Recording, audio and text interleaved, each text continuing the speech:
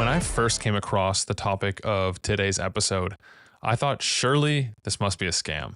How can standing on a vibrating platform really change any parameters of your health or fitness or performance? To me, it seemed like another one of those 6-minute ab type infomercials where you just put something on and sit there, watch TV, and in theory, it transforms your health.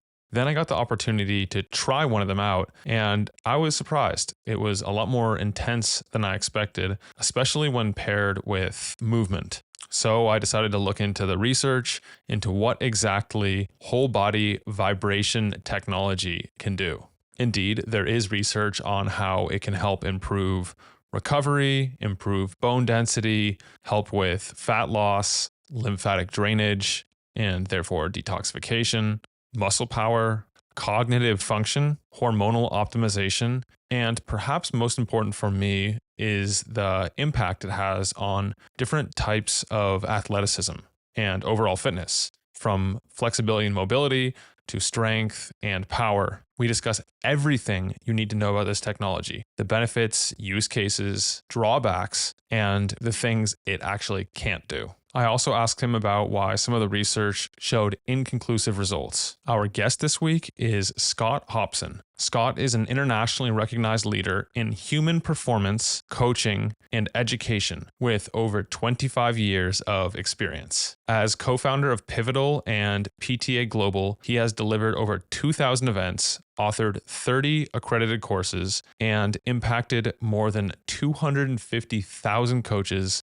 clients, and students in 100 plus countries. His work spans Olympic associations, pro sports teams, universities, and top health clubs globally. So suffice to say, you're in good hands. If you want to see the research I've conducted into this technology, the different products, the benefits, and all of this, I will put a link to my article in the description for this episode. And you can find the show notes at mindbodypeak.com/192. If you want to give the product that we discuss a shot, you can use the code URBAN, and that will save you 20%. And if you'd like to check out our guest's work, you can find him on the internet at pivotal-coaching.com. Now, before we get started, a lot of you have asked how you can find resources. Perhaps you forgot a particular topic, or you remember a guest name but didn't know exactly what word they were saying. Perhaps you just want to know all of the episodes related to one particular ingredient, biohack, or health optimization practice. Now you can get all of this and a whole lot more in the Mind Body Peak Performance AI chatbot.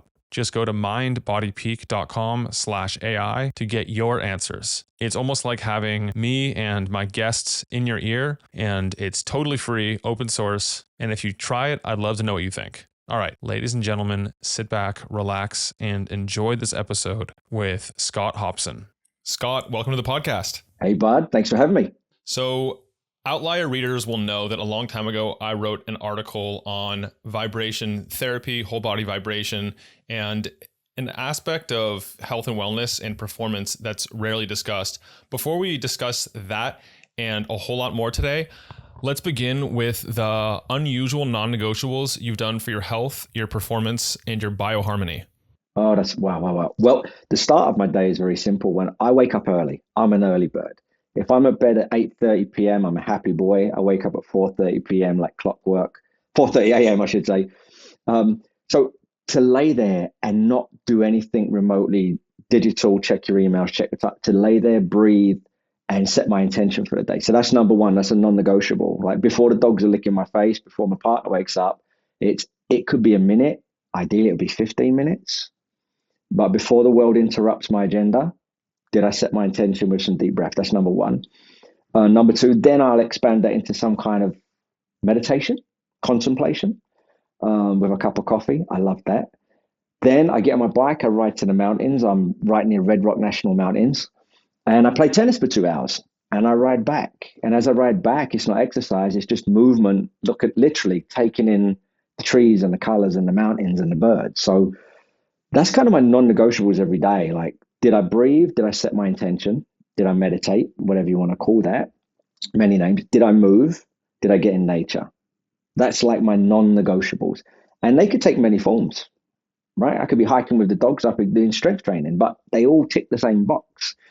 So that's my non-negotiables. And then the next one I would add is I'm a big fan of doing the one next thing, honoring your commitment. So, we all have that list of to-dos, whether it's up here on a piece of paper, and a lot of them you don't want to do. Doesn't matter, because done beats perfect every time. If you just honor your commitment and say, hey, I'm doing it. And in fact, maybe I'll do it with a bit of gratitude, even if it's like paying the bills, do it. I find the world is a lot less stressful. So that's another non-negotiable, is do what you said you were going to do. And then what's left of the day is mine to do with as I choose. Yeah. I mean, I came across that concept called eating the frog a while back, and there's a lot of resistance. I feel a lot of resistance sometimes to doing that big, most important task. But once you knock the lead domino out of the way, then the rest of the day flows. And even if you do nothing else, after you've had the nice morning routine and you've accomplished the most important thing, then everything else is icing on the metaphorical cake. 100%. And for me personally, I find that, doing the hardest thing first gives me motivation. However, sometimes doing the easiest thing first gives me momentum. And sometimes you just need to build momentum. And then the hard thing isn't so hard. So, do you need motivation or do you need momentum? And then choose the thing that gives you that. So how do you determine which one to choose? Oh, well, the low hanging fruit that I know I can do with my eyes closed is the momentum. Whether it's answering the emails, paying the bills, hey, just get that little proposal to someone you said you would. Easy. It's not a creative project. I don't have to sit down and do a 3-year business plan. There's no real risk associated to it. But the big stuff is like, wow, I have to create a new education program to get globally certified. Okay, that's kind of significant. And it's going to take a lot of time, a lot of ingredients to the recipe. But the longer I delay it, the bigger the burden gets. So maybe I need to start on just chapter 1, page 1 to build momentum, Yeah, so it's interesting. I guess my emotions lead the way. The thing that I'm really resisting is the thing that's really staring me in the face, and what you resist persists. So I know, like, oh my God, it's the second week of saying I would do it and I still haven't done it. And then you look back in your calendar, you're like, oh yeah, I said 3 times last week I was going to sit down for an hour and write that thing. And I didn't even put pen to paper. Now it's both important and urgent and it needs to be done. Yeah. So either way, it's taking the time to recalibrate and review and make sure that you're actually eventually accomplishing those things. And if you're not, then to adjust and try the other strategy, perhaps. Yeah, 100% agree. And I've also experienced in myself and a lot of people I coach that a lot of the anxiety and stress that comes with perfectionism, procrastination, whatever it may be, is if I just do the one next thing that I can control, because most of life you don't get to control. In my experience, you don't really get to write the script.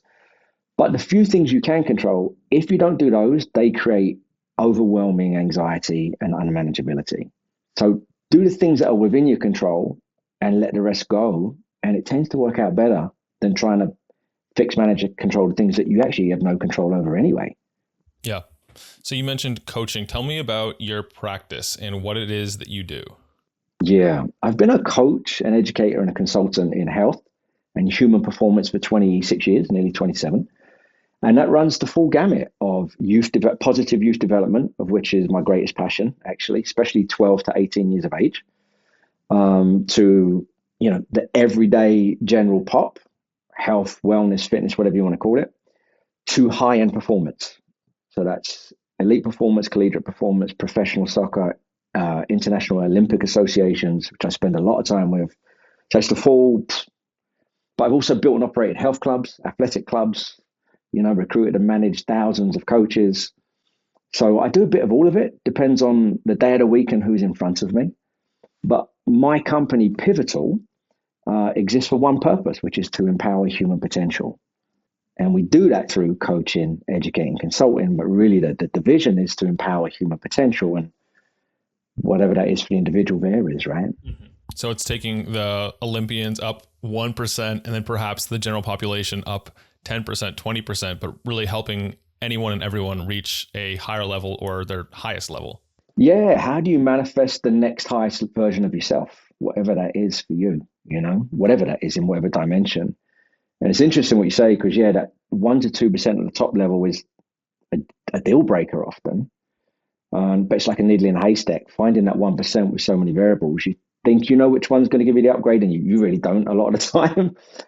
But I found with especially youth and everyday people, we talk about raising the ceiling. I find more success if you raise the floor.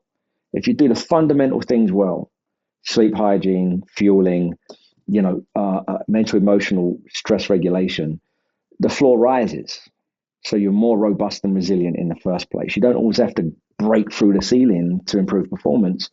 Often you need to raise your floor because it's dropped so darn low from sleeping 4 hours a night and not eating and stressing, and hating your life. So I find raising the floor is better for most people and raising the ceiling for that 2% for the high performers. And then in between this huge continuum. Yeah, that's great. And so I want to go into that a little in a second, but also when you say performance, are you referring to like sports or athletic performance or different facets of performance itself too? Yes and yes. So I do a lot of sport performance, but the reality is that the key ingredients in the recipe of performance, from someone wanting to be the best CEO in the C-suite, someone wants to run their business and still have time for their 3 kids and 17 different sports they're in and be home in time for dinner. That's an overwhelming demand for performance. That's actually more demanding than the pro athlete who gets paid to turn up and train every day. Or is it, I'm 65, I've got sarcopenia, osteopenia, I'm worried about falling, but my kids have just had their first grandkids, and now I want to be able to play with my grandkids and not hurt myself. That's performance for me. I think it's all performance. Yeah. Yeah, I'm with you on that. So to go back to what you were saying just a second ago, it's about raising the floor for the average person, for most people, except for maybe people already at the top of their game, just looking to go up a tiny bit more to be world class or above, perhaps leading the world in their chosen sport or domain. How do you go about helping people raise the floor? Because a lot of times we know, okay, I should sleep enough, I should breathe right, I should get light exposure, I should reduce stress, eat the right It's a long things. list. Yeah, but then it's one thing to know it, it's another to do it, because it's much easier to pop a supplement and look for the longevity extending effects or the performance effects. Like the pre-workout supplements are huge because people are looking for a little bit of extra performance there.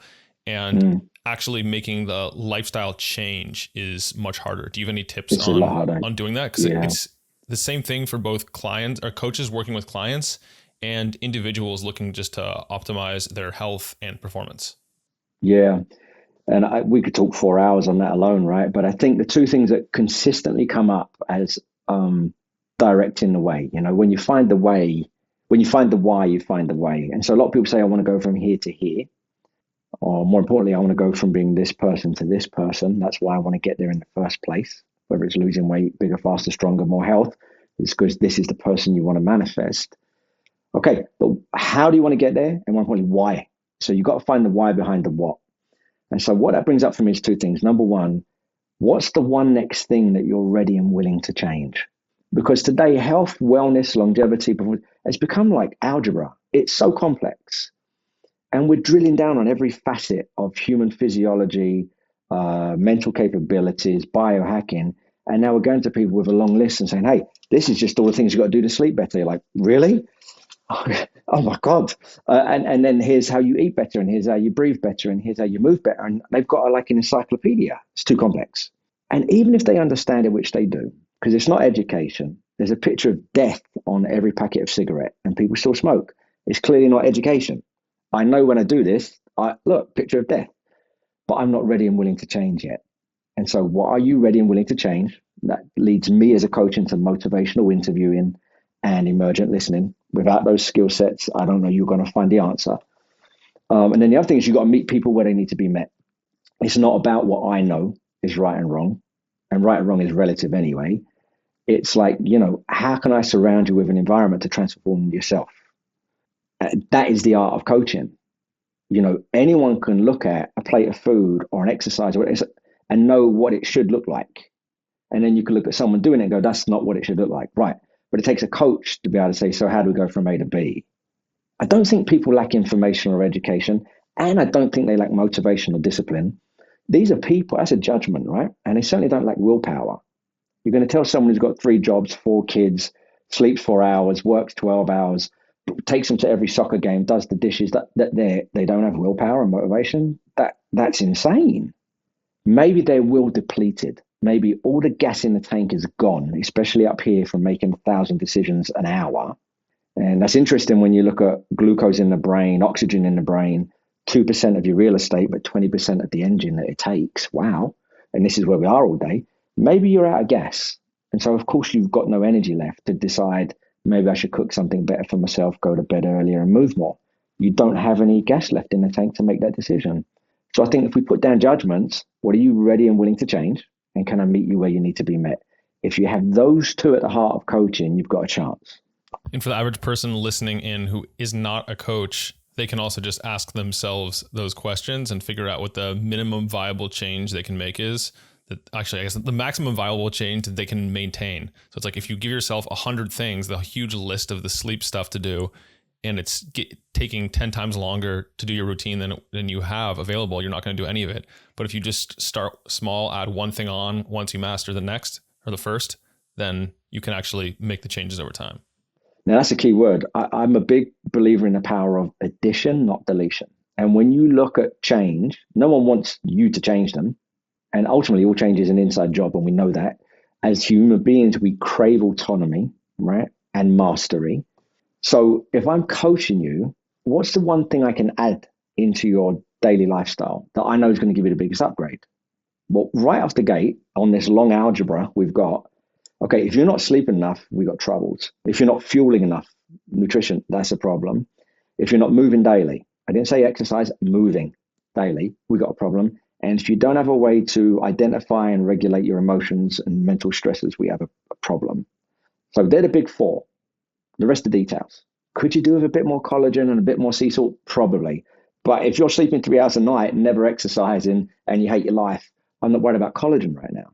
You know, that's the reality. That's for the 2% maybe. So I would say to someone, what can you add into your life? Don't take away. Everyone's telling you to put that down. Don't eat that. Don't smoke that. Don't drink that. Don't do that.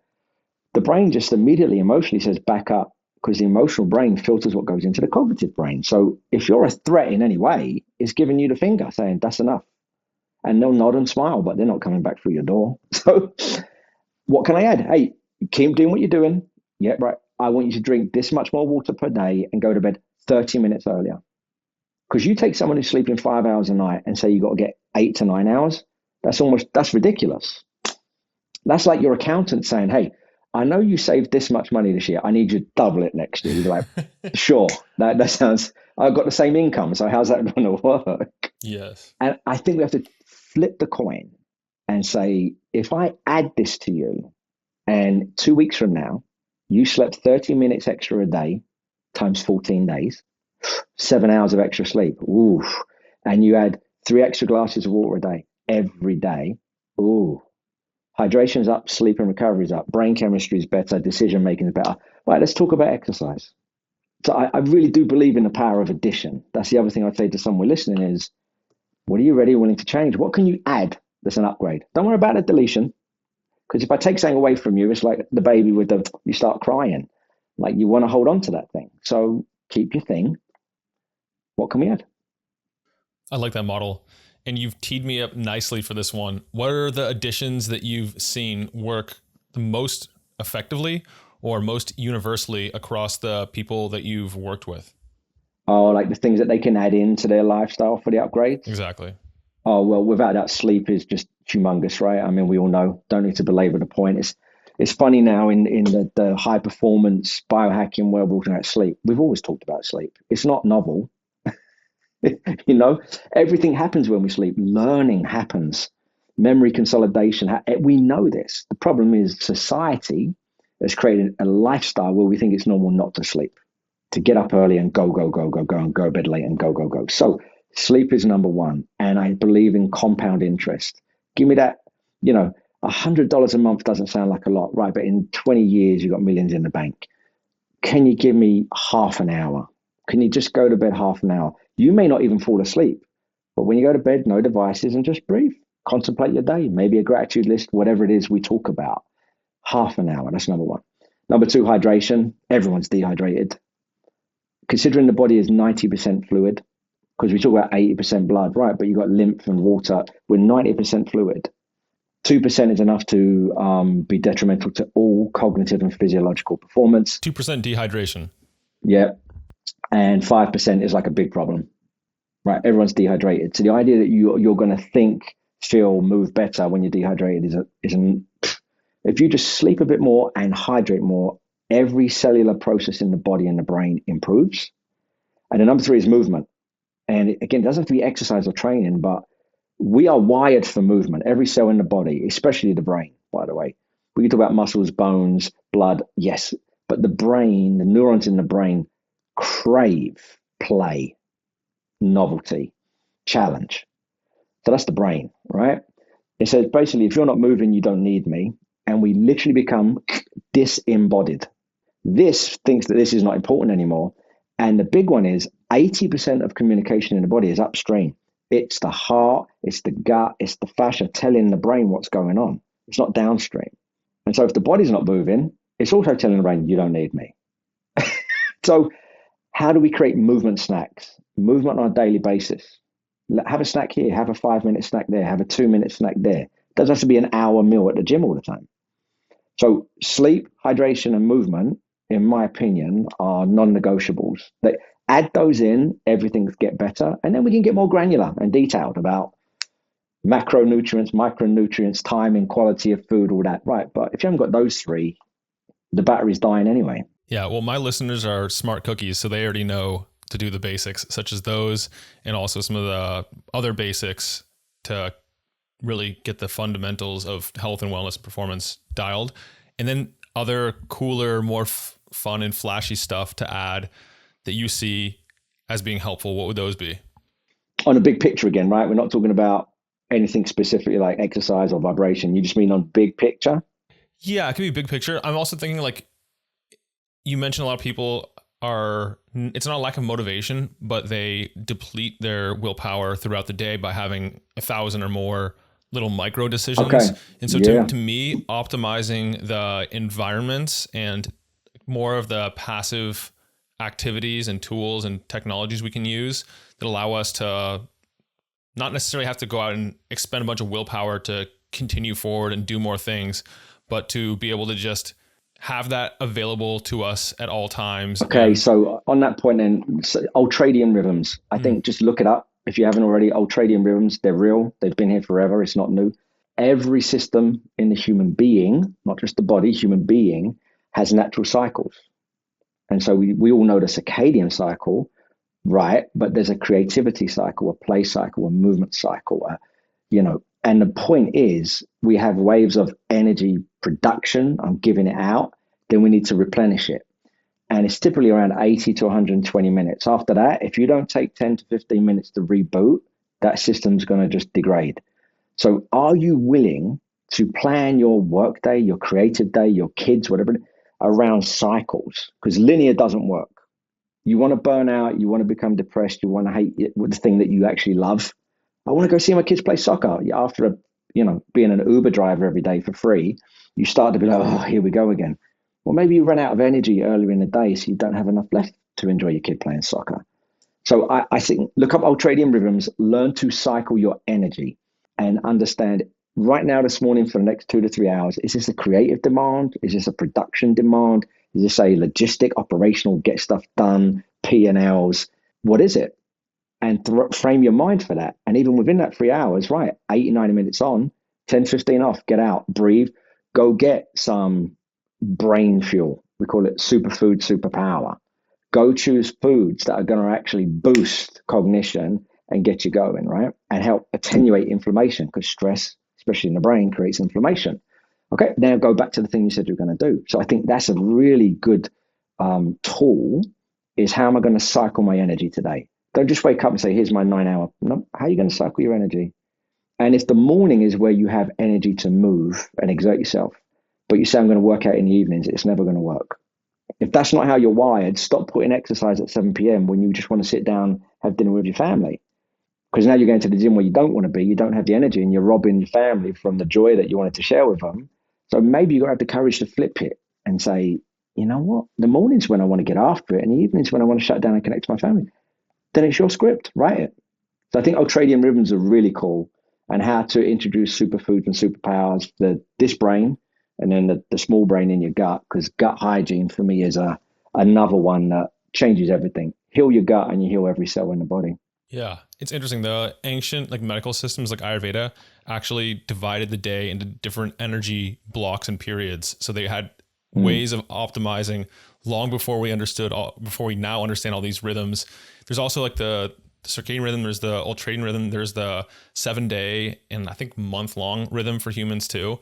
And they're less discussed, and obviously like the seasons. So like there's so many different intervals, but you can look at the research behind like the adverse health consequences like heart attacks and strokes. Oh, it's through the roof. Every disease that's killing us today goes up if you don't respect it. Yeah, it goes up, but also certain days of the week are more associated with those types of events. Like I think Monday is like the big one because of the stress and because of like, the way the rhythms are not constructed, but the way they go for most people and in modern society. So like having that knowledge and like being aware of what your body wants and needs at certain times and how it fluctuates, you can use that information to design a better health plan, better routine. Yeah, so that brings you into intuition. And so I would agree wholeheartedly that following your intuition is very powerful and important. But if you don't ever listen to it, then you don't know what it is. So it starts with, are you even tuning inside to know what your quote gut, what your intuition is telling you? And most people go, that they're so tuned into the external world, they're not even listening to what the internal world is screaming at them. And often that comes in the form of pain. And I've learned to love pain. I embrace it, especially my clients, because it's a request for change. It tells you where, but it doesn't tell you why. And so that back pain could be mental, emotional, could be nutritional, could be sleep, could be structural, could be a stuck emotional trauma from the past. It could be a million things. So you coming to me with back pain is not scary. It's a wow, your body has told us that it wants to change. Now I've got some questions, and it's going to take time. But if you're available to it, the magic can happen, because that pain didn't come overnight. No back pain. So unless you had a contact injury, you didn't just suddenly hurt your back this morning. So what's going on? So I think intuition is really powerful, and no system in the body works alone. So if one's off, they're all off. Yeah, if you have a lower back injury, you're going to have like compensation patterns and different things going on above and below. And like if you hurt your ankle, that's not just going to be a hurt ankle. It's going to change your entire gait pattern. You're not going to walk the same. You're not going to jog or run the same. And you can see that all the way up the spine if it continues long enough. You're seeing every cell in the body, actually. And what we know about something like fascia today, which I would argue is the biggest brain in the body, it's the biggest tissue in the body. You know, it connects everything. It's not just skin and tendons and ligaments. It goes around your heart, goes around your lung, goes around your tongue. It's everywhere. It's like a security system. It's constantly surveilling the external and internal environments, what we call interoceptive awareness, right? It's constantly telling your brain, are we too hot? Is blood pressure too high? Is it too cold out? Is there a threat? Subconsciously. And so imagine someone broke into your house at 3 a.m. and they tried to crack the window. It would trigger the alarm. It wouldn't just trigger the alarm on the window, it would trigger the alarm in the whole house. All of a sudden, the police get called automatically from your security system. In fact, it activates the entire threat system. Well, cell biologists today are saying that fascia is such a communication phenomenon. It communicates to every cell in your body, including your DNA, which means pain can be passed down. And so that pain in your lower back may not even be your lower back. But one thing's for sure, if you've got pain in your lower back, it's affecting your blood supply, it's affecting your lymphatic system. Now it's affecting your heart and lungs. So when I say it affects every system, it's like the whole house just went into, we're being attacked. Every cell to your DNA is impacted by your fascia communication. So a lot of work I do with people is tissue work, but I'm really trying to upregulate their fascia through feet, through hands, through wherever, to tell the house, you're safe. You're safe. Breathe, you're safe. Because we can tell people to breathe, but if the system thinks it's under threat, it's really hard to breathe. Sometimes you've got to trick it into knowing it's safe again. Yeah, and the breath is one of the great mechanisms to do that, because it's one of the autonomic functions that we can control. And then we also, if we don't control it, it happens by itself. 20,000 times a day. So even if you sit down and meditate and you consciously breathe twice a day for 20 minutes, 98% is still unconscious breathing. So you have to somehow tell the system we're good, we're happy, we're safe. And breath and meditation and visualization, control, all feed that. But you can definitely go a bit deeper and say, well, why is the system always under threat? And then you go to the next layer of what's the thing under the thing. So yeah, I think today we're in a really exciting phase of human longevity and performance, because we're finally connecting dots between what we might call Eastern versus Western, what we might call scientific versus esoteric. But reality is they're saying the same thing, which is we're trillions of cells that respond to stress. And stress isn't bad or good, it just is. In fact, many times the things we love most are the biggest stresses. So exercise is a stress, you need it. So I think, yeah, we're in an exciting time where, hey, what are the things that I can introduce into my lifestyle that give me these really big upgrades for very minimal input? There's a big return of effort. Yes, you're speaking my language. Let's go into those, and specifically whole body vibration. Why have you focused on that specifically? Well, I would say focus on it, but in my recipes that I have, one-on-one group or entire organizations, it's one of the primary ingredients that's been in my recipe for over 20 years. I've been using it since, early 2000s, 2003 to be specific. So before we even had the hundreds of research documents that we have today, we had like maybe 20. But someone from the Netherlands, from Holland, came in and put 4 of these rocket ships in my health club at the time. And I was coaching youth. I was coaching Division 1 rugby, senior club rugby, and I was coaching everyday people, 65, 75, bone mineral. And 3 things happened. They couldn't tell me the methodology, but they could say, here's some science behind it. Whoever I put on there, I documented everything back then. And they said, listen, I feel great when I come off. It was the same, I feel really good. Oh, that's nice. I feel great. I was like, well, that's a game changer. No, very few people come off a treadmill and go, oh, I feel great after that. Thanks for killing me with those back squats. I feel incredible. I was like, so they came off. And a lot of people are in pain, especially my rugby players and my active aging people. They were in pain. And they're like, I'm not in pain. I was like, oh, so you feel good and you're not in pain. That's interesting. Second thing was everyone moved better. So whatever it was, their program that we led into next, they just moved more effectively, efficiently, better range, better rhythm, better control. I was like, that's interesting. And then the third thing was performance went up. If we were doing strength, they got stronger. If we were doing speed, they got faster. If we were doing endurance, they could go further with lower heart rates. I said, this is strange. And that opened the door to like, what don't I know? And it's been a 20-year journey. And now we know a lot. We know a lot. And I would honestly say, are there other technologies that do what it does? Of course. There's strength technologies, speed technologies, there's mobility. But is there anything that does it all in one? No. I've never seen a piece of equipment that I can improve functional flexibility and mobility on. I can improve strength and power and endurance on. I can improve speed on, bone mineral, muscle mass, recovery, pain dampening in the same piece of equipment. So, I love my dumbbells. I love my cables. I love my kettlebells, right? But they don't do all of those things. So, and the fact that it does it in so less time, that's the game changer. Because if you look at the biggest blocks societally to people moving regularly, accessibility is a big one. It's not, open access to come and train with people, is it? Like you've got to have time and money to do it. And you've got to be able to get there and get back.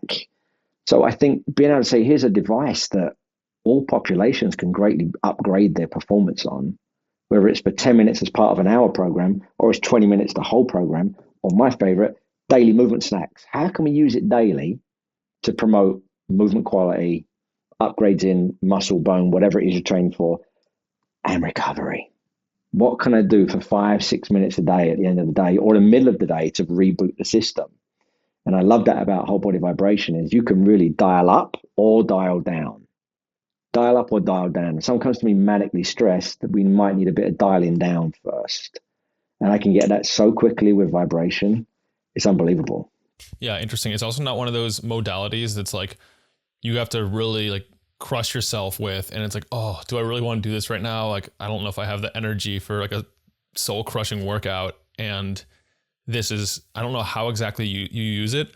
And I also want to know how you define what this is. And we'll explore that in a second.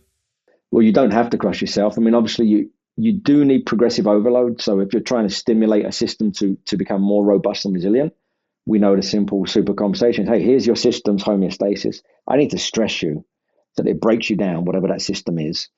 And through nutrition, recovery, sleep, you come back more robust, resilient. We apply another stress. That's the generic model, right?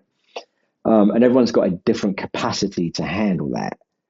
But again, the idea of raising the floor, I think a lot of people improve their health and performance when we take away some of the stress volume in their life and literally just moving in ways that feel good, promoting recovery, breath work, etc. People suddenly become stronger, more resilient. Oh, did you crush them in strength training? No, I just took away some of the heavy load that was breaking them down. Yes. But some companies say, I need to gain, 10 pounds to be big enough to play in a rugby team. Okay, that's different. We got to go to work. Yeah. I mean, that's different. But most people aren't in that category. Yeah. I see the same thing. I see that most people are going to the group classes where it's a 45 to 75 minute Tabata, like high intensity workout, and they're really just crushing themselves with it, and they're not getting the results. And it's because they're doing too much volume, especially as they get older. They're not able to recover in time because they're doing so much that their nervous system and neurology and body cannot handle. The cortisol stays high for way longer after the workout. And a lot of them would do better if they just cut back quite a bit and then added something like this at the end where it helps them either recover or it's just less taxing on the body overall.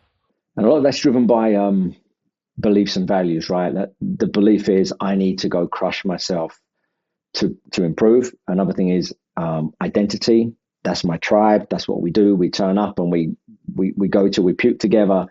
There's a lot of reasons that drive it, but I would agree with the principle that, hey, if your battery is already empty and you go do that high intensity class for an hour, which by the way is an oxymoron, you can't do high intensity for an hour. Tabata, by the way, is the most, people killed that study. It was 4 minutes. Yes. It was a 4-minute study. How can you take 4 minutes and extrapolate it to 40? Or you wouldn't do that with medicine. Hey, 10 milligrams is what you need to dampen pain. Why don't you just take 200? Because it will kill you. But we do that in our industry all the time. But yeah, I would agree. One of the greatest things about whole body vibration is the science is there. Make no mistake. If you said to me, can you get stronger? 100%. Can you get more powerful? 100%. Can you improve metabolic demand, VO2, oxygen? 100%. Can you decrease body composite? Yes.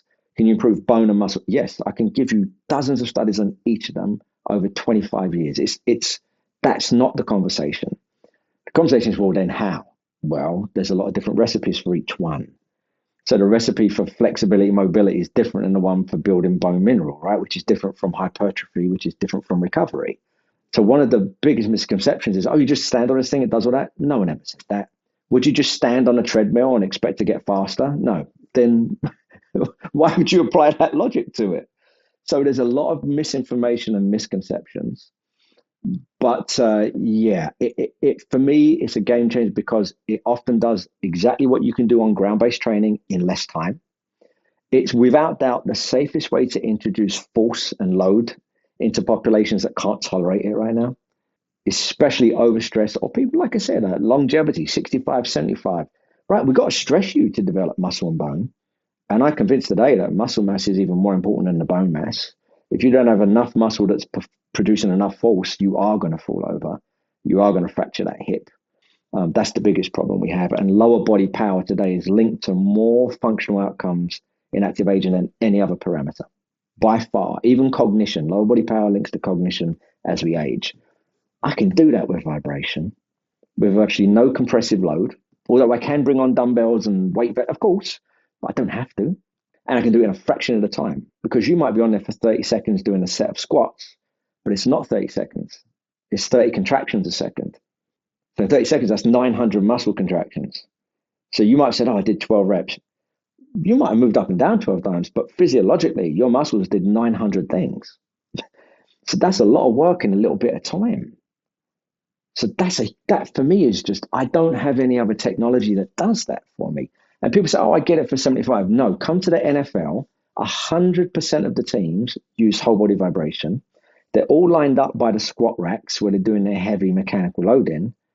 And you'll see 6'6", 320-pound linemen on power plates doing They're squats, maybe with a little bit of extra load, but sometimes just body weight. Because they said, well, we've been beating you up all week. Like, I don't need to always beat you up. Sometimes we've got to do those heavy squats, and but sometimes what you really need is to get this thing to do that, but without all the stress and load on you. And so it's an incredible device that it can work for the top 2%, and it can work for our mums and dads with active aging. It can work with our kids whose bodies are, hormones are dropping and they've suddenly gained 20 pounds of muscle and their brain doesn't know how to coordinate it. Yeah. Do you know what I mean? And Dan's at 14, 15, 16, and that kills me that coaches look at kids that were moving great last year and now they don't move well. And they're like, oh, well, that's because the brain doesn't know how to coordinate all the extra muscle, bone, and ligaments they just laid down. The brain's like, what is this stuff? So vibration is great there because the nervous system is the system that we're most using with vibration, the nervous system.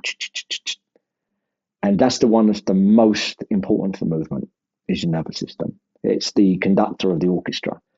So I've got a neurological tool to improve movement quality, movement efficiency, add load safely in as little as 10 to 20 minutes within the session. Why wouldn't I use that? And so that's why I've been using it for over 20 years across all those populations. It does what it says it does. The research is pretty abundant. Yeah. One thing that I was just thinking of, I actually don't know the answer to this. When we get injured, or I guess we lay down a bunch of new muscle, we don't necessarily have the ability to recruit all those muscle fibers, especially after an injury. Your body's like, it's not safe. So I'm going to like artificially limit your ability to do this. And then some technologies and devices that I've come across outside of this realm can help with what's called neuromuscular re-education. I think that's what it's called. And Correct. It helps you like get stronger, not by necessarily doing a bunch more work like you'd think you'd have to, but it helps you, your brain and your nervous system, your body, become more able to recruit muscle fibers, the ones that you already have. So therefore, the net result is that you're able to do more with what you currently have. You're more efficient. Can whole body vibration do that as well? It's exactly what it does. So whole body vibration is mechanical vibration. It's not electrical or magnetic. It's mechanical. Well, if you even just look at the 101s of human anatomy, we're filled with things called mechanoreceptors. They are responsible for movement. You have to stimulate your mechanoreceptors to move, which means they respond to mechanical vibration. So yeah, and what it does is it actually subconsciously, below the level of the brain, it's in your spinal cord, turn on those tissues. And in the presence of pain in particular, or injury, we get inhibition. So the nervous system says, man, if my shoulder is hurt, I'm going to inhibit the tissues around it. We call it the software. The nervous system says, I'm going to make sure you can't turn that stuff on. Well, the irony is movement is the healing factor. Imagine getting your hips cut out. It's brutal. They cut you open, clamp you, snap it, throw the old you in the bin, put in a new material that's not human, ceramic, titanium, whatever, stitch you back up. And within 3 hours, they say you've got to go walk. Because if you don't walk now, it gets harder and harder. So this is a brutal surgery that cut a piece of your body out, put something fake in, and even the surgeon saying, you've got to move. But people come into us with shoulder pain and say, oh, don't move it. Are you kidding me? They just cut my mum's hips out and she's walking up the stairs in 3 hours. Movement is the solution. Movement is the medicine. Vibration says, listen, I know that phone call between your painful shoulder and the brain right now, they're not picking up. I'm going to bypass it. I'm going to bypass the phone call. I'm going to turn those things on. That, through mechanoreception, allows you to move. It also dampens pain. That's why we see a lot of vibration techniques to dampen pain. And then the brain goes, oh, look at that, I'm moving. You've literally reminded your brain that it's safe to move. Now you've got that phone call back. This has been going on in physical therapy for decades with all kinds of electrical magnetic vibration. We've just added mechanical to the equation. So it's not new science. The principles have always been there. We've just never seen it in a commercially available way that we do now. And so we as consumers are like, well, what's that? Every physical therapist will know what vibration is. Every orthopedic would know what vibration is. So it's interesting, right? It's always been there. It's just new in our perceptual vision.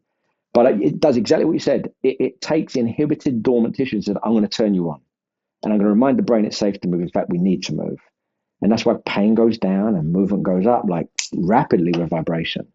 A lot of times when the brain or the body inhibits certain things, it downregulates hormones, there's an underlying reason for it. And if we really understood everything that's going on behind the scenes, like deep in the body, all the biochemical processes at a much better level than we currently do, maybe in 10 years, maybe in 100 years, it would all make sense. And it would make sense to treat and work on, not treat, but work on the root cause of whatever is causing the hormone changes, for example. Is there a real safety reason that the body inhibits the ability to recruit those muscle fibers?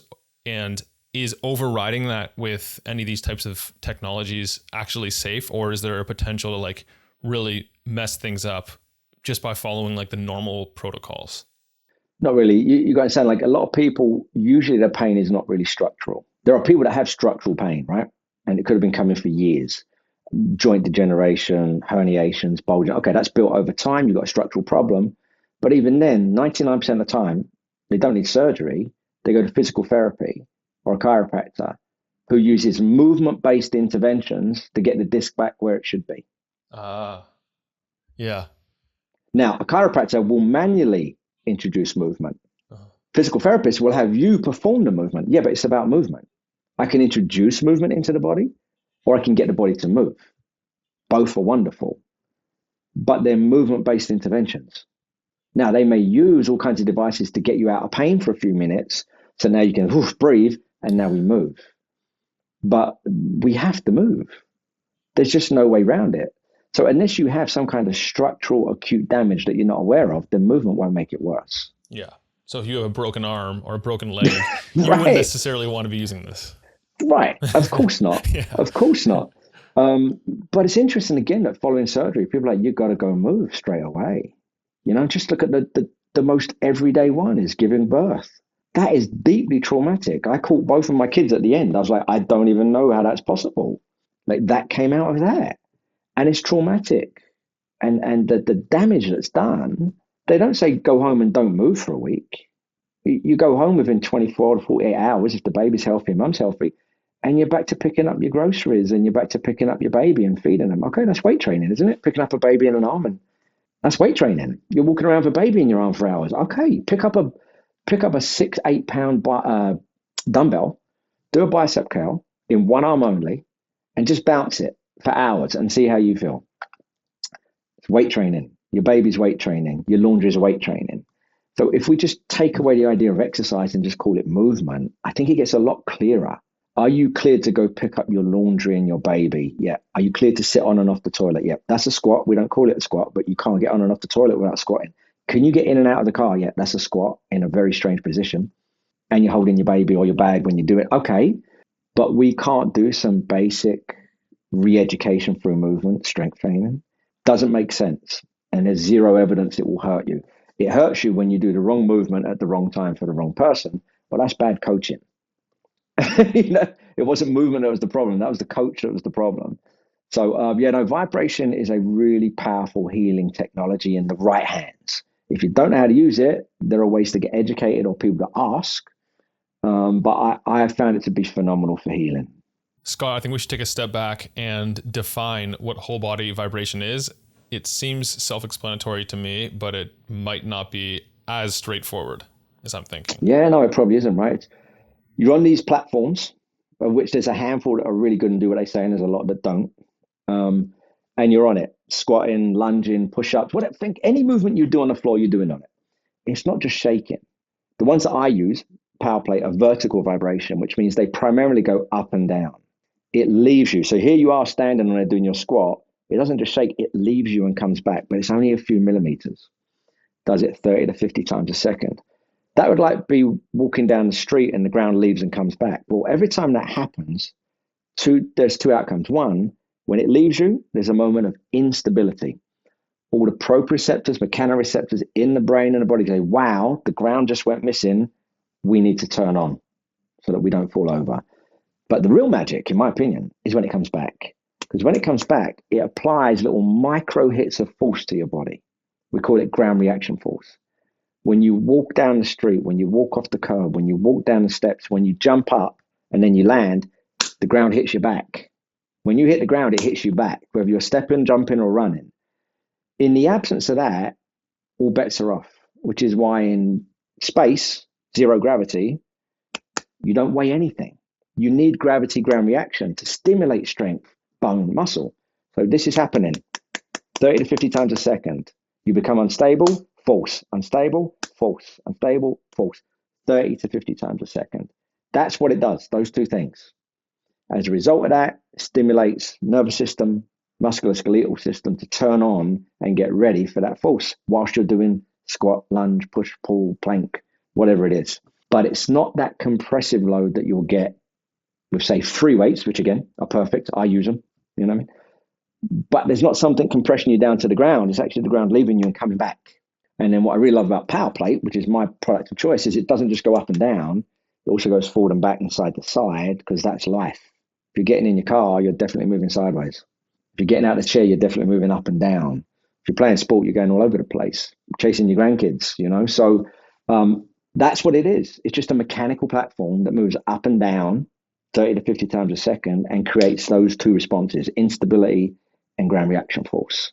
As a result, everything in the system has to turn on, but it's doing it so rapidly, you're doing a lot of work in a little bit of time. Yeah, and I'm going to assume that the parameters, the number of times per second, and the planes that it moves in are going to vary depending on what your use case is. Are there any like hard and fast parameters that you recommend for people to use?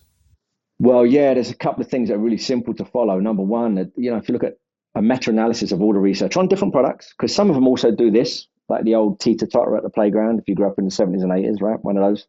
And so they're the two main kind of categories. 20 to 45, 50 hertz. Let's say 20 to 50 hertz frequency, how often it does it, is the sweet spot. If you go lower than that, I'm not sure you're getting the benefits you think you are. In fact, if you go too low, there could be some risks.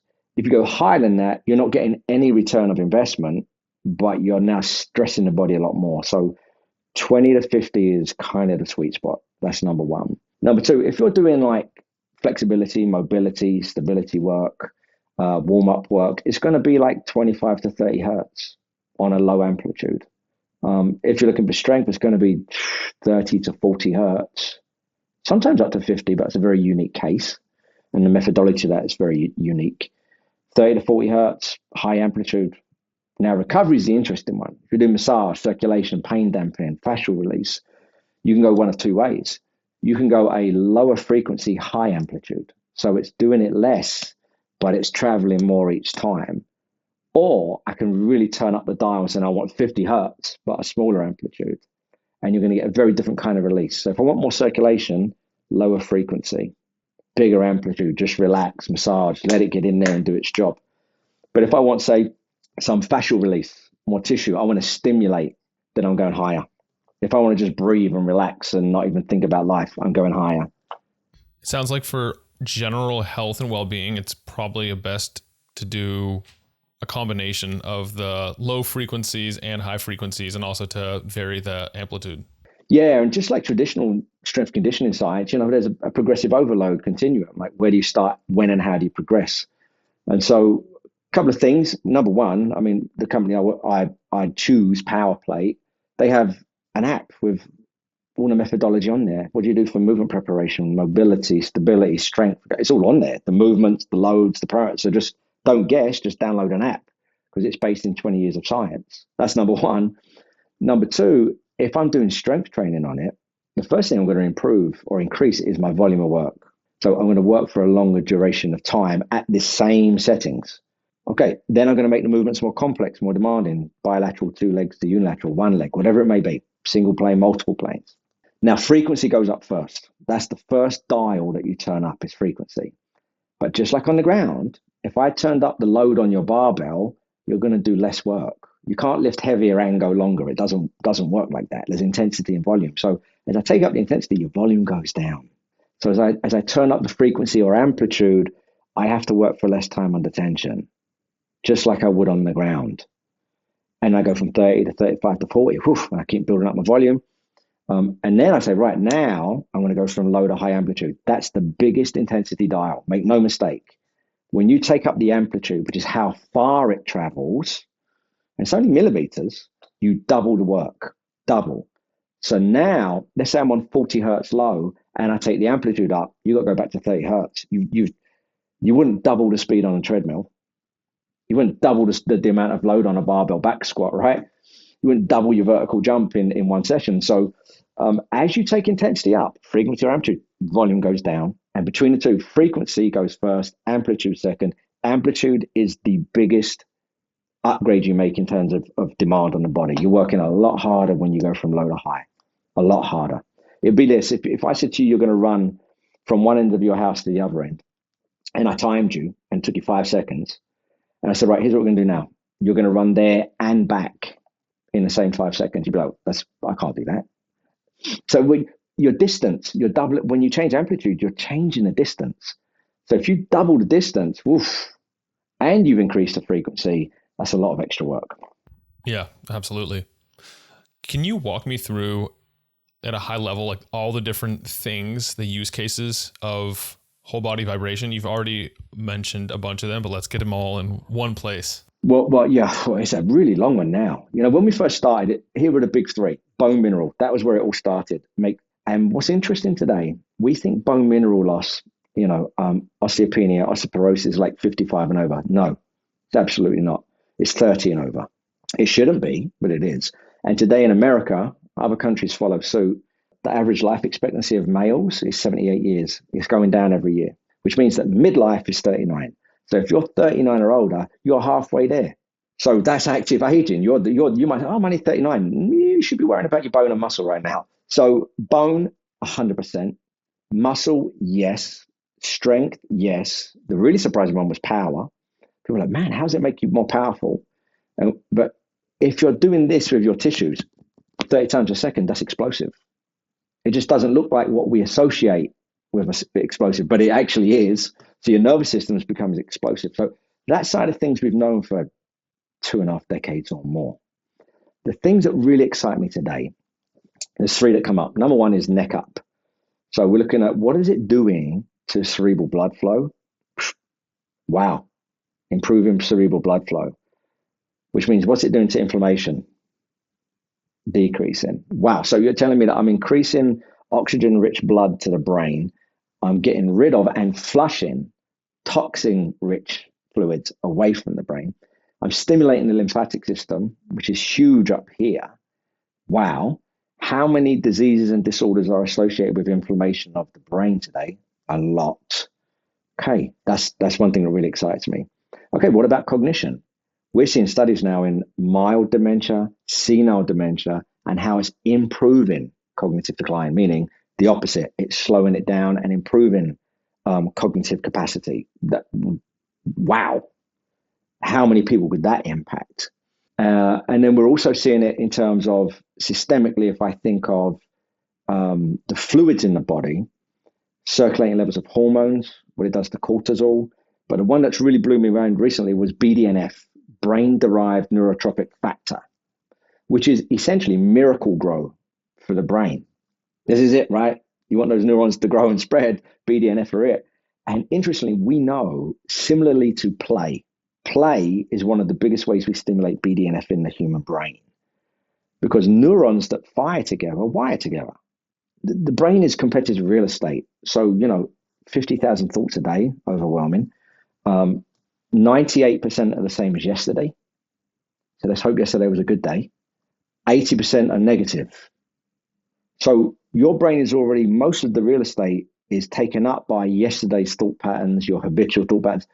What can you give it that's new? That's a contrast, that has variability and novelty, because that's what the brain loves. And vibration seems to be doing this by stimulating the nervous system rapidly in different directions. BDNF is going up. Wow. Well, that's miracle grow. That now means I've got new real estate available for purchase. So now I have other decisions I can make because I have different real estate in the brain. So I find this side of it even more exciting to me, is that we've got the neck down stuff. Yes, that's important. Bone, muscle, functional power in the lower body, huge for longevity. But what about neck up? And so seeing the last 6-7 years of studies around cognitive decline, dementia, Alzheimer's, blood pressure, hypertension, attenuation of inflammation, BDNF. Okay, well, we're not in fitness now. That's true health and well-being. That excites the heck out of me. and vibration is ticking a lot of those boxes. Why we're not all screaming about it, I'm not sure. Um, you know, but I think that's a really big deal that someone can get on there and for 20 to 30 minutes, 3 times a week, start to offset cognitive decline, start to lower blood pressure, start to improve VO2 max. How's that linked to longevity? Oh, yeah, there's studies on VO2 max Really? and vibration. Oh, multiple. I got 5 on my computer right now. Wow. It improves VO2 max. So if it improves VO2 max, bone, functional power and muscle mass in the lower body, cognition, decreases inflammation, but right there are 5 of the big biohacks. And people just get on there and move. Yes, there's methodology to it, but the point is that's game-changing technology. And if you can microdose it, like movement snacks, you don't have to go to the gym 3 times a week and eat. In fact, you're not going to. Can you use it for 10 minutes a day every day? Sometimes for recovery, sometimes for mobility, sometimes for strength, sometimes to just move in ways that feel good and stimulate the brain. Yeah, do that daily. You can't overdose on movement snacks. You can overtrain, but you can't overmove. For people listening in, VO2 max is another one of those proxies and biomarkers that's highly correlated with longevity and health span too. 100%. So it's basically, if you look at your metabolic engine, I personally don't call it cardio because it's a lot more than that. It's a lot more than just your heart, right? It's the ability of all the cells in your body to consume oxygen, which is kind of like how we do it, how we stay alive. And so the bigger the engine and the more efficient the engine, the better. It makes sense. We've always known it in athletes. We've always known it. And it's not that simple. Then there's, how do you use that engine in performance? But go figure that the bigger and more efficient your engine is, like your car, the longer you can stay in the race. It's not surprising. But the fact is that science now has said unequivocally, grip strength is still there. Makes sense because our feet are there so we can explore the world. It's how we move around, right? Our hands are there so we can engage the world. So it makes sense to me. Everything we do, from writing to reading to playing music to picking our babies up to holding our groceries, our grip's kind of a big deal. Grip strength, highly correlated to longevity. VO2 max, engine, correlated. Muscle mass, correlated. Functional power, deeply correlated. And number 5, they're not in order, is mental resiliency, stress. Those 5 are the big 5. If you do a meta-analysis that are connected to not only just living longer, but vitality, longevity. I mean, living longer sicker doesn't solve the problem, right? So for me, yes, we can get really detailed on range of motion and posture and what. Yeah, there's an importance to that. But if you can't hold things for the rest of your life, if you're losing bone and muscle, if your legs don't produce power, if you don't have a metabolic engine and you don't have tools of resiliency up here, chances are bad things are coming down a train track. Yeah, those are all very promising and important. I didn't know the VO2 max fact about whole body vibration. And I also have read and researched this a bit, and there seems to be a bunch of other ones too that didn't necessarily fit into either of those categories. Curious about your thoughts on those and things like natural detoxification. And I know there's claims about weight loss, whether or not that's true. What are your thoughts? Weight loss is an outcome to a stress, right? So, breath work and sleep can be weight loss. So for me, I don't talk about weight loss because that's an outcome, if that makes sense. And you could follow all the protocols, but if you don't sleep and you don't eat right and don't hydrate, weight loss is irrelevant. But what we'll tell you is the research around visceral fat was very exciting. Oh. So because that's the one that really matters, not peripheral, but visceral, right? Yeah, will you explain what that is real quick? It's around your organs, the stuff that keeps you alive. So you could look at my abdominals and say, man, you got fat around your abdominals. Yeah, but it's not inside, it's on the outside. I'm okay with that. So if I've got right now 15-16% body fat, I'm very happy. But if most of that was around my organs, that's not good. Whereas someone could have 20-25% body fat and virtually no visceral fat, they're in a better shape than me. So visceral fat's a whole different thing. So there was a study that they did in a whole body vibration. They said, this group, you're going to exercise, traditional. This group, you're going to exercise with vibration, and we're going to do 3 times a week. Here's your loading parameters, and we're going to measure your baseline visceral fat, and then your ending visceral fat, and then we're going to stop training. Now, here's the kicker. Then 6 months later, after no training, we're going to see, how much of it came back. Both groups trained. This group definitely dropped visceral fat. Vibration group dropped even more visceral fat. Stopped training. 6 months later, They got their fat back. They did not. Yeah, so you can't extrapolate it and say, oh, then that's for life. No, you got to keep moving. But I think it's really fascinating to me that after they stopped exercising, the vibration group kept their visceral fat down. So there's definitely something at a cellular level going on with vibration that the body loves a lot. So yeah, I can talk to that one. And as for detoxification, well, it makes sense. That's fluids. So again, people just think of blood, but you got to look at the lymphatic system. And if you look at if you look at like, especially the big 6 areas of the lymph nodes in the body, you got up here, you got under the armpit, you got by your adrenal, well, not your adrenals, your spleen, you got your groin, back of your knee, and your foot.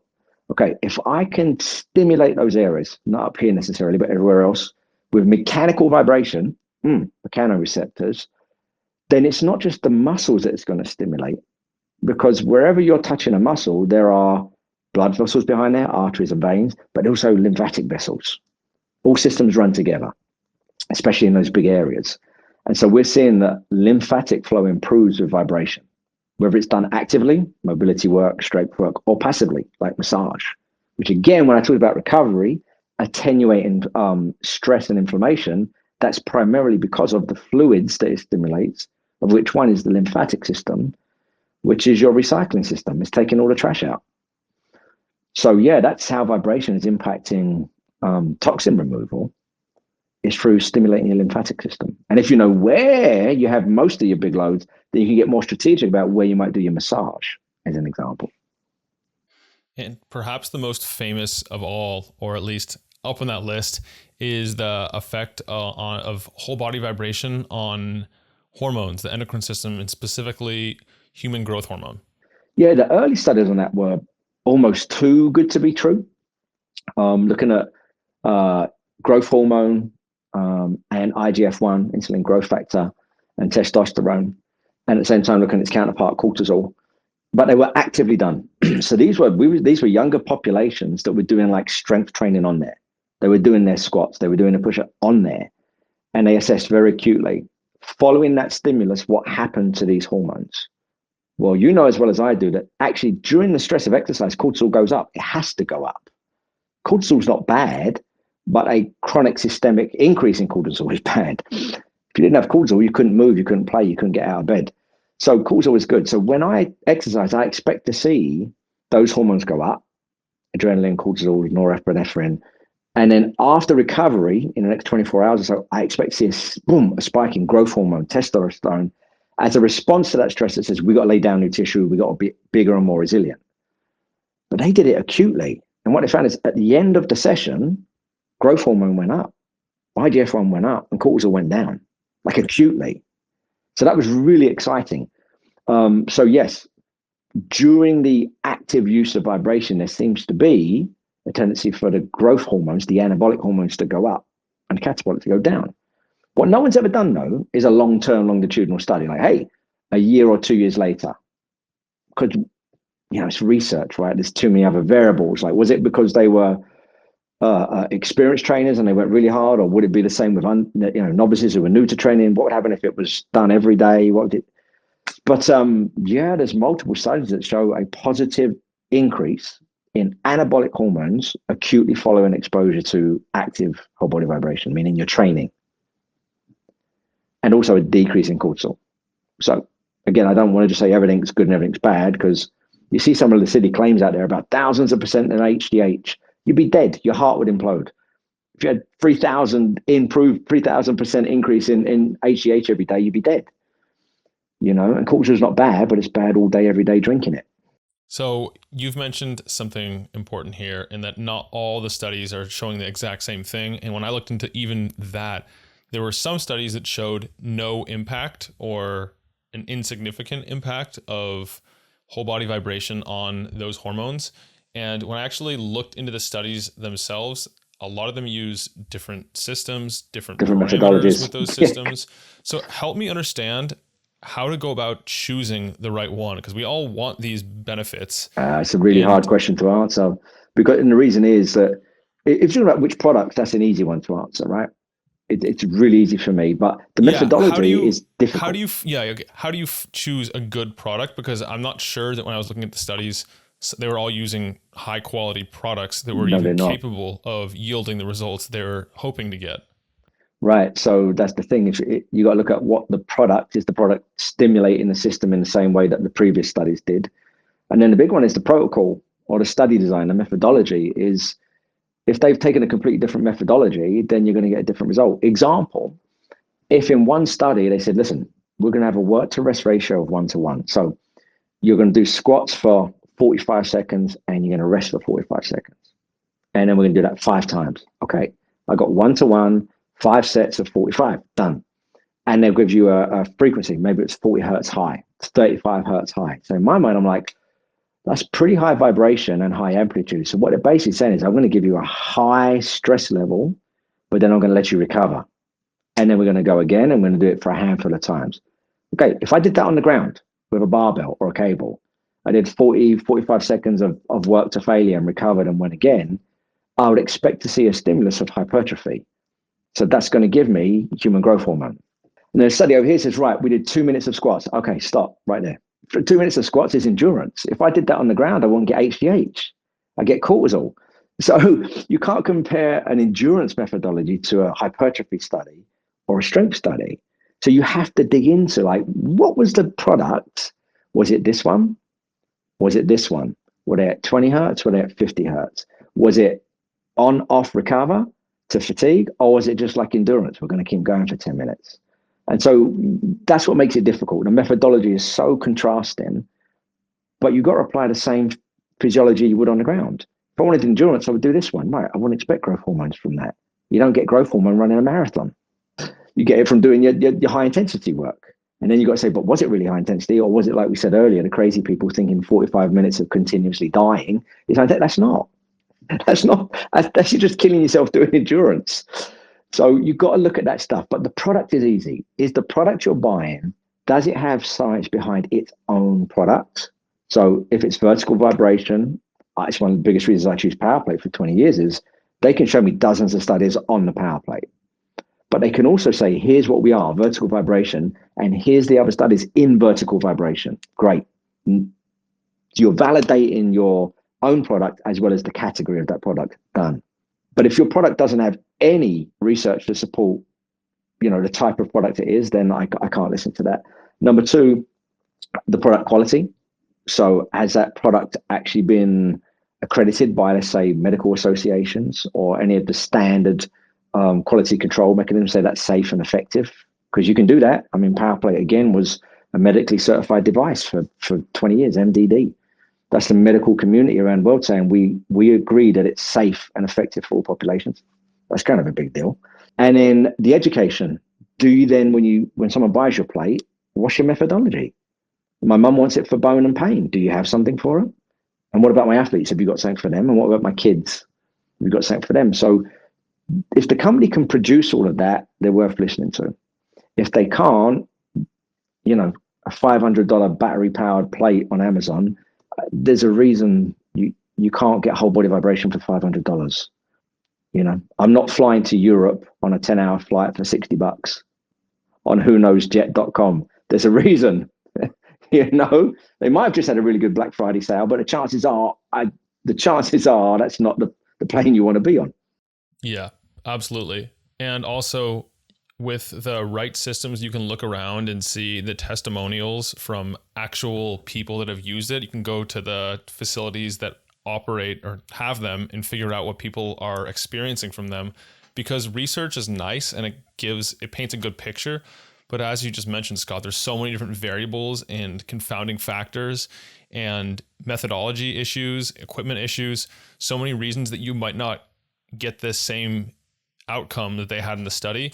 So to actually know how people are using it and what kind of results they're getting, and that you can translate those to you or someone who is exactly or very similar to you, that to me is like a prerequisite for all these types of things, because the science is still not where it will be in 10 years, 20 years.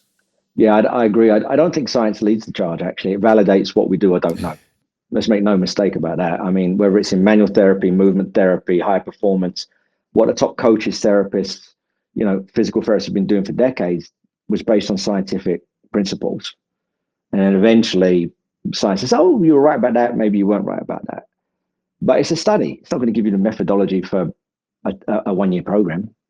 So yet to your point, what are the top professional sports organizations using? What are the Olympics using? What are the NFL using? What's World Cup soccer using? What are the top physical therapy organizations using? What are the top medical institutes using to research? What are the best health clubs in the world using?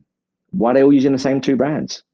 Why are they spending top dollar on the 2 brands? Because they know that the product doesn't fall apart, is safe, effective, and they get supported. The coaches get educated. So I think you're right. Science is great, but the reality is, who's using it? Well, if the world's best are using it, probably tells you. One other question I have around this, and I'm sure if people are on a very tight budget, it might yield some of the same benefits, is the comparison to rebounding or getting a trampoline or mini trampoline. Can you get some of those benefits from using a rebounder instead of whole body vibration? It's a completely different methodology, right? So, a rebounder is going to be good for proprioception, balance. It's going to be good for introducing low impact kind of rapid response in the body, 100%. Or what we might call an everyday, low impact version of a plyometric. We're learning to be explosive without the impact. Great, agreed. But it's not the same as a product that applies mechanical vibration. It doesn't apply mechanical vibration to you. It doesn't stimulate the nervous system 30 times a second. And it doesn't apply ground reaction force to the body because you're not touching the ground. So no, it's not the same thing. It's like people say a BOSU ball. It's not vibrating 30 to 50 times a second. So conceptually, the idea that something that moves you or vibrates is similar, not really, because that means standing on a train would do the same thing. I'm pretty sure the train's going up and down as well. There's a very high degree of precise, predictable vibration that's been tuned into the mechanoreceptors of the human body. Like a boy with like spindles and Golgi tendon organs and what these are. There are receptors in the body that respond to mechanical vibration. And they need a certain frequency and amplitude to do that. That's why we have this technology. Like it's very specifically calibrated to resonate with what the body is craving. But again, it's applying force to the body. So it's not a trampoline. It's not a vibrating belt of the 50s. It's not a BOSU ball. It's literally like the ground is leaving you and coming back and applying force to you every time, up and down with power plate front and back, side to side, 30 times a second. But it's specifically using receptors in the body. There's very specific receptors that you're tapping into. So the other things, I'm not saying they're right or wrong, and there's a place for everything. But no, they can't be compared. They definitely can't be compared. And probably even the degree of like bone density improvements and like lymphatic drainage support, all that would be less because you're having to actually manually jump, and people usually get tired before they can bounce on a trampoline for 20, 30 minutes. Yeah, yes, for sure.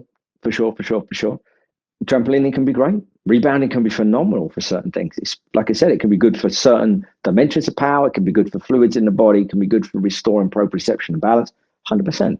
But I've not seen the research that says, wow, your power goes up, your bone mineral goes up, your muscle mass goes up, your pain goes down. I've not seen it on trampolining. So it's really simple. Like, does the product do what it says it's going to do? Nothing wrong with those devices, but they're just not the same thing, They're just really not the same thing. Well, Scott, I'm going to have to go back and update my article now and add things like VO2 max improvements from the right versions of this technology. And I will put a link to my article in the show notes for this episode.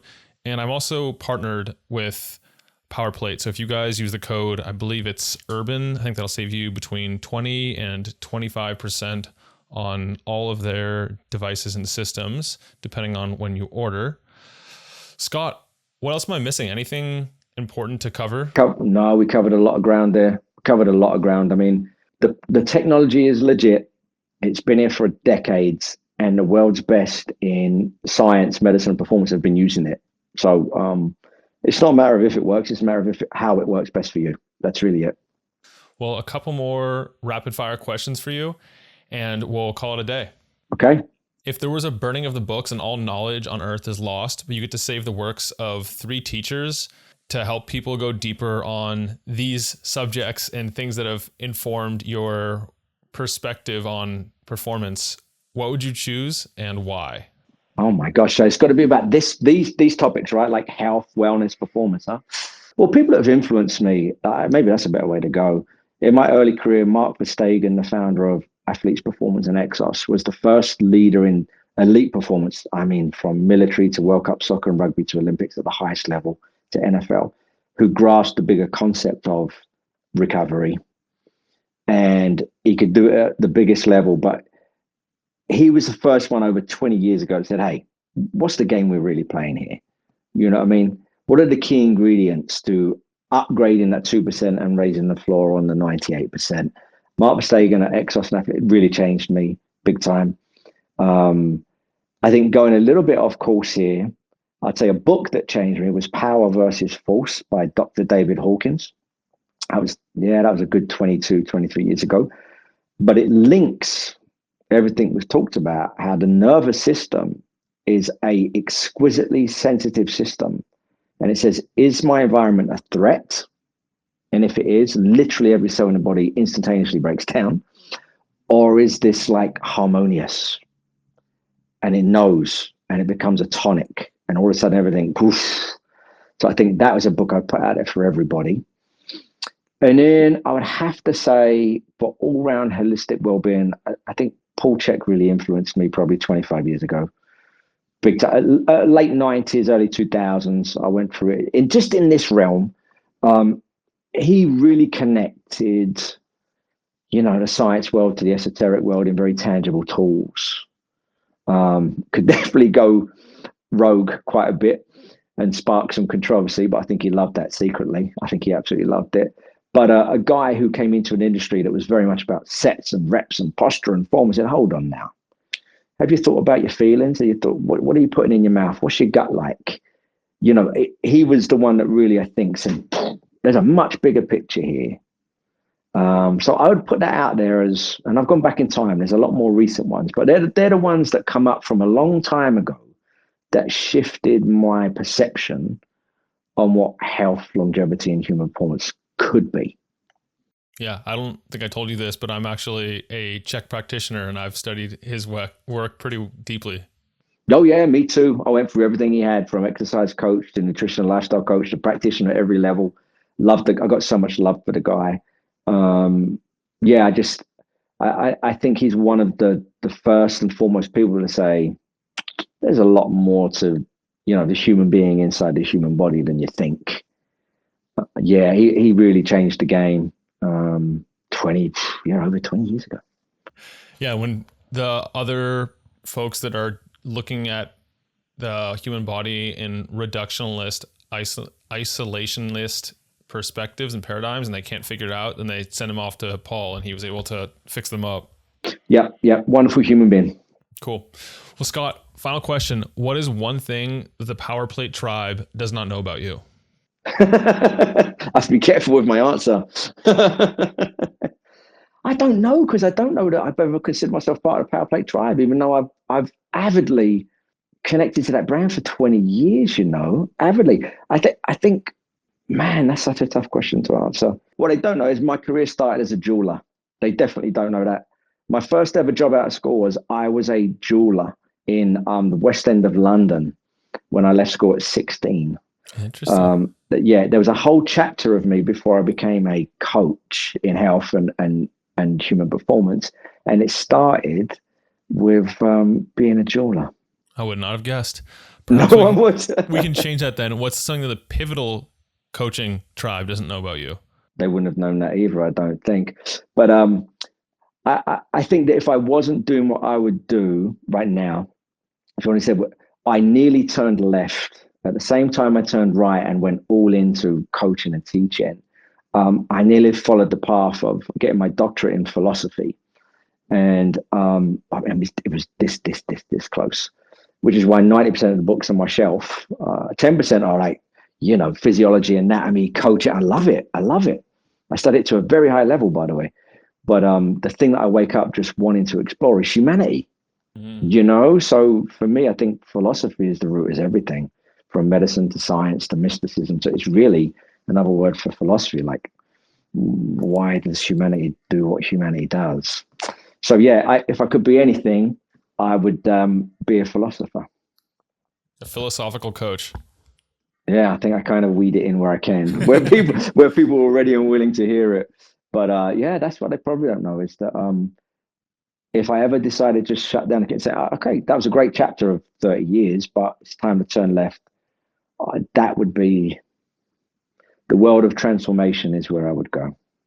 Well, Scott, this has been a blast. I am now reinvigorated in my passion for whole body vibration and to continue exploring some of the realms we've discussed today. Cheers, mate. Thanks for having me. I hope that this has been helpful for you. If you enjoyed it, subscribe and hit the thumbs up. I love knowing who's in the 1% committed to reaching their full potential. Comment 1% below so that I know who you are. For all the resources and links, meet me on my website at mindbodypeak.com. I appreciate you and look forward to connecting with you. As a reminder, the information depicted in this video is for information purposes only. Please consult your primary healthcare professional before making any lifestyle changes.